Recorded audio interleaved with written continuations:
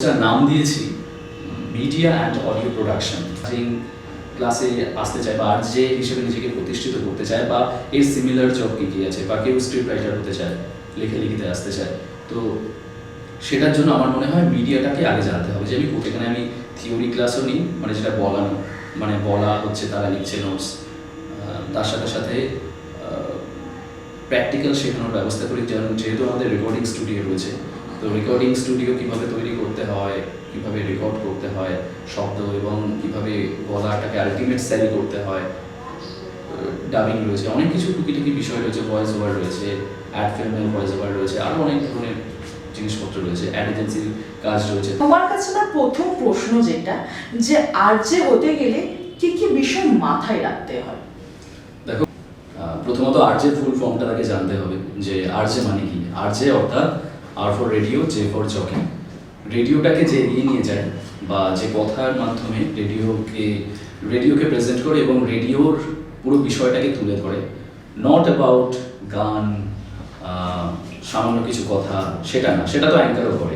But আমার যেটা মনে হয়, একজন আরজের আলাদা কিছু দিক থাকতে হয়, যেটা শুধুমাত্র গান বা সেই সংশ্লিষ্ট কথাবার্তা ছাড়াও রেডিওটাকে প্রেজেন্ট করবে, রেডিওর গ্লোরিফাইং দিকটাকে আরও বেশি মানুষের কাছে তুলে ধরবে। তো আমার মনে হয় সেটাই আরজেইং, এবং আরজের ফুল ফর্ম হলো রেডিও জকি। তো আমরা যারা ভাবছি যে আরজে হব, তাদের আগে রেডিও জকি এই ফুল ফর্মটা ভালো করে জানা উচিত, এবং রেডিও এবং জকি এই দুটো কী কাজ করে এবং দুটোর সমন্বয় যখন হচ্ছে, তখনই তো একজন রেডিও জকি তৈরি হচ্ছে। তো সেইটা আস্তে আস্তে তার পেছন দিকে যাওয়া, মানে রেডিও শুধুমাত্র, মানে একটা রেডিও মানে তো একটা বাক্স থেকে গান বা কিছু কথা আসছে, সেটা একদমই নয়, তার পেছনে একটা বিশাল জগৎ। সেটাকে আস্তে আস্তে অনুধাবন করা, সেটাকে নিয়ে একটু রিসার্চ করা, একটু রেডিওর হিস্ট্রিটা জানা, এটা বেসিক কাজ। এবং জকি বেসিক্যালি যেটা করে, জকি মানে জকিং, মানে হচ্ছে যে খেলায় বেসিক্যালি। তো রেডিওর ক্ষেত্রে বলা যায় যে অ্যাঙ্কারিং হচ্ছে রেডিওর পুরো রেডিওটাকে ধরে রাখছে, যে এবং যার গলা ছড়িয়ে পড়ছে ওয়েভের মাধ্যমে। এই যে আরজে, এটা কি কলকাতার মার্কেট কেমন? এটা কি কলকাতায় ভালো মার্কেট, নাকি কলকাতার বাইরেও মার্কেটটা আছে? দেখো, আরজেইং এর মার্কেট তো বরাবরই আছে, কিন্তু সমস্যা হচ্ছে বা দুঃখের বিষয় বলা হচ্ছে, মানে আমার যেটা ব্যক্তিগত ধারণা, ভাইভাবে আমি অনেকদিন ধরে রেডিও স্টেশনে আছি এবং আমি নিজস্ব কিছু ইন্ডিভিজুয়াল কাজ করি। তো আমার যেটা ধারণা জন্মেছে, সেটা হচ্ছে কলকাতায় রেডিও স্টেশন বলতে আমরা গুটিকত রেডিও স্টেশনগুলোকে বুঝি, এবং সেটা মেডিকেটে 8 থেকে 10টা। এবং একটু যদি আমরা ভালো করে দেখি, তাহলে দেখতে পাবো যে সেখানে সারাদিন ধরে রেডিও স্টেশনকে নিয়ে যাচ্ছে 5 থেকে 6 জন রেডিও জকি।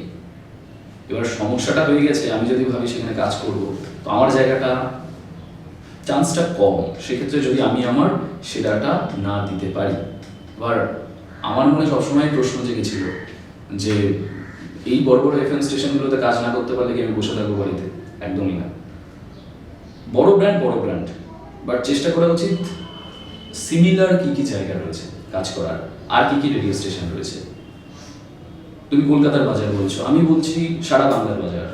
যদি সারা বাংলার রেডিও স্টেশনগুলোকে আমি জানতে পারি, তো অটোমেটিক্যালি দেখবো যে কলকাতার কটা কমার্শিয়াল রেডিও স্টেশন বাদ দিয়ে প্রচুর জায়গায় অনেকগুলো রেডিও স্টেশন রয়েছে। তার মধ্যে ইন্টারনেট রেডিও হতে পারে, কমিউনিটি রেডিও হতে পারে, পডকাস্টিং যে সমস্ত মাধ্যমগুলো রয়েছে সেগুলো হতে পারে, অনেক জায়গা। এখন তো ফেসবুকেও লোকে রেডিও স্টেশন করে চালাচ্ছে, সেটা করতেই পারে। তো আলটিমেট দেখতে হবে কোথায় এমন একটা প্ল্যাটফর্ম যেখানে করলে আলটিমেট আমি দুটো টাকা পাবো। তো সেটা একদমই আমাকে কলকাতার সবচেয়ে বড় এফএম স্টেশনটা, সবচেয়ে বড় বিখ্যাত আরজে যেখানে কথা বলে, সেই সিটে আমি নাইবা বসলাম। আমি যদি আমার মতো করে কাজ করি, আলটিমেট আমার যদি দম থাকে কথা বলার, তো লোকে আমার কথাটা শুনবে। সেটা আজকে 100 শুনছে, আগামী দিনে 1 লাখ শুনবে। এই বিশ্বাসটা তো রাখতেই হবে, না হলে তো কাজই করা যাবে না। আমরা যদি ঠিকঠাকভাবে সার্চ করি, আমরা কিন্তু প্রচুর রেডিও স্টেশনের হদিশ পাবো। আমরা সেগুলো করি না, আমরা রেডিও স্টেশনগুলোকে ফলো করি। এখানে আমাদের সবচেয়ে বড় ভুল। তো আমাদের একটু অন্যভাবে প্র্যাকটিস করা উচিত, যে এর বাইরেও অনেকটা বড় জগৎ রয়েছে। এই কটা রেডিও স্টেশন বলো বা এই কয়েকজন আরজের বাইরেও প্রচুর লোকজন কাজ করছে, এবং দে অল আর হ্যাপি, এবং দে অল আর আর্নিং। তারা প্রত্যেকে আর্ন করছে। তো সেইভাবে দেখা উচিত। আরজে নিয়ে পড়ে যদি, তাহলে তার ভবিষ্যৎটা কি? এটাকে জীবিকা হিসেবে কি মানুষ চুজ করতে পারে? দুটো বিষয়, এক হচ্ছে সে যদি মাথায় ধরেই রাখে যে কলকাতার বড় ব্র্যান্ড রেডিও স্টেশনগুলোকে প্লেয়ার বলে, বড় প্লেয়ার টেকনিক্যাল ভাষায় বড় প্লেয়ারে আমি কাজ করতে চাই, তো দুটো জিনিস হতে পারে। সে যদি সেখানে চাকরি পেয়ে গেল কোনো ইনস্টিটিউশনে গিয়ে, ফাইন, আমার এতে কোনো সমস্যা নেই। সমস্যাটা তখনই হয় যখন কাজ পায় না, তখন বলে এই রেডিও স্টেশন খারাপ, এই ইনস্টিটিউশন খারাপ, ওই আরজেটা খারাপ, ওই আরজেটা এই বলেছে, ওই আরজেটা আমাকে সাহায্য করেনি। তো আমার মনে হয় নিজেকে সেলফ রেকটিফাই করা উচিত। আমি যদি ঠিকঠাকভাবে এগোই, আমি যদি আমার জগৎটাকে একমাত্র আমিই পারি বড় করতে, তো আমার যেটা মনে হয় আমার ডেভেলপমেন্ট, আমি কোথায় কাজ করব, আমি এই ফিল্ডে কাজ পাবো কি না, সম্পূর্ণ একটা তো দিক আছে, আমি বড় ব্র্যান্ডে যাবো সেটা তো তাদের বিষয়।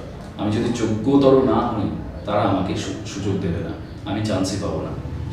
সেই স্ট্রাগলটা যেমন করা উচিত, সিমিলারলি এটাও করা উচিত যে আমি আমার মতো করেই কাজ করব, আমি আমার জায়গাটা নিজের জায়গা বানাবো।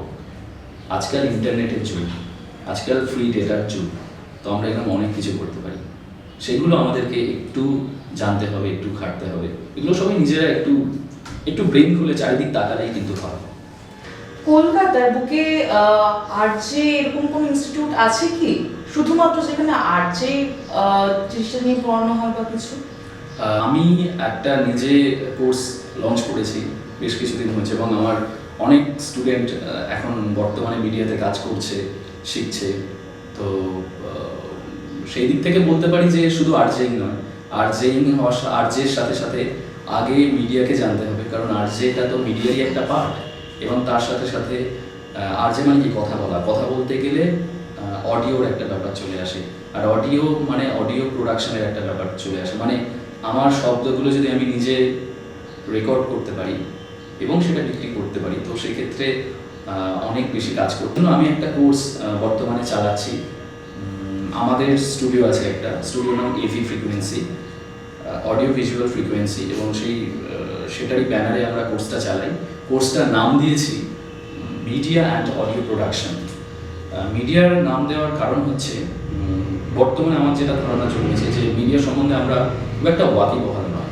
আমরা মিডিয়া মানে বুঝি যে কোনো একটা বড় খবরের কাগজ সকালে উঠে চা খেতে খেতে পড়তে হয় এবং সেটা নিয়ে চায়ের দোকানে গিয়ে তর্ক করতে হয়। আর মিডিয়া বলতে একটা বা দুটো চ্যানেল যেখানে সারাদিন রাত কথাবার্তা চলছে, বিভিন্ন পলিটিক্যাল নিউজ দেখাচ্ছে, এই হচ্ছে মিডিয়া। তো মিডিয়া বন্ধু সেটা নয়। মিডিয়া হচ্ছে এই তুমি আমি কথা বলছি, মাঝখানে একটা বুম,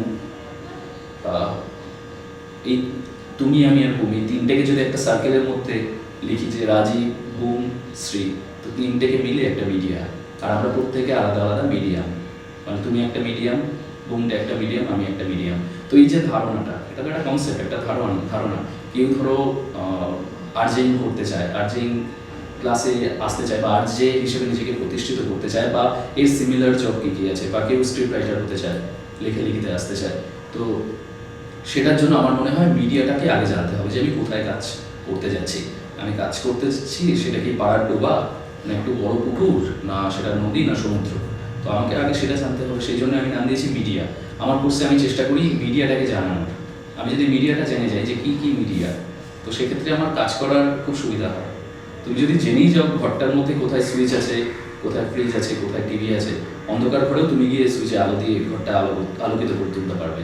তো সেরকমই সিমিলারলি মিডিয়াটাকে আগে জানুন। এবং দ্বিতীয় পোর্শন আসছে অডিও প্রোডাকশন। সেখানে আমি থিওরি ক্লাসও নিই, মানে যেটা বলা হচ্ছে, তারা লিখছে নোটস, তার সাথে সাথে প্র্যাকটিক্যাল শেখানোর ব্যবস্থা করি।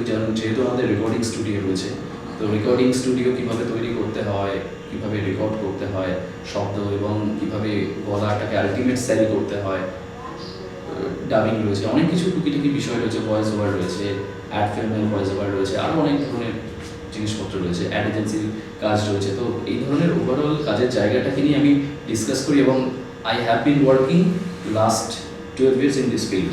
তো 12 বছরের আমার অভিজ্ঞতা, আমি সেটাকে শেয়ার করার চেষ্টা করি।